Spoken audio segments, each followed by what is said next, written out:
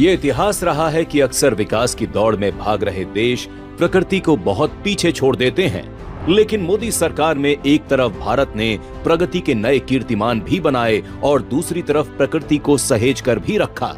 संयुक्त राष्ट्र जलवायु सम्मेलन यानी COP30 के अध्यक्ष आंद्रे कोरिया डोलागो भी जलवायु परिवर्तन के लिए भारत के प्रयासों के मुरीद हो चुके हैं। कोप के प्रेसिडेंट भी मान रहे हैं कि पर्यावरण को बचाने के लिए भारत के पास मजबूत संस्थान और पर्याप्त वैज्ञानिक क्षमता है, जिसके बलबूते पर भारत इस संकट से निपटने के लिए बेहतरीन स्थिति में खड़ा है।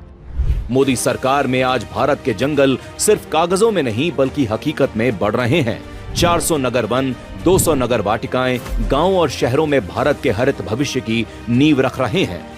बच्चे अब सिर्फ किताबों में प्रकृति को नहीं पढ़ते बल्कि स्कूल नर्सरी योजना के जरिए उसे संवारते भी हैं। प्रदूषण के खिलाफ सबसे बड़ा युद्ध छेड़ते हुए मोदी सरकार ने 132 शहरों में राष्ट्रीय स्वच्छ वायु कार्यक्रम NCAP लागू किया है, जिससे लोग शुद्ध हवा में सांस ले पा रहे हैं।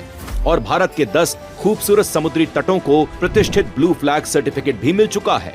जब दुनिया पर्यावरण संकट से लड़ने के लिए समाधान ढूंढ रही थी, तब भारत ने जलवायु परिवर्तन के लिए विश्व का प्रतिनिधित्व करते हुए COP26 में बड़े संकल्प लिए। 2030 तक 500 गीगावाट अक्षय ऊर्जा उत्पादन की क्षमता, 2030 तक कुल ऊर्जा में 50% अक्षय ऊर्जा की भागीदारी और 2070 तक भारत का नेट जीरो कार्बन उत्सर्जन लक्ष्य। जहां कभी वन्य जीवों पर लुप्त होने का खतरा था, वहां भारत जंगलों को फिर से बसा रहा है। बाघों, एशियाई शेरों, गैंडों और हाथियों की संख्या बढ़ रही है।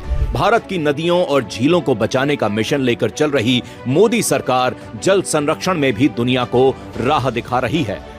मोदी सरकार में नया भारत विकास और पर्यावरण का अद्वितीय संतुलन बनाकर आगे बढ़ रहा है, ताकि आने वाली पीढ़ियों को सुरक्षित और हरित भविष्य की विरासत सौंपी जा सके।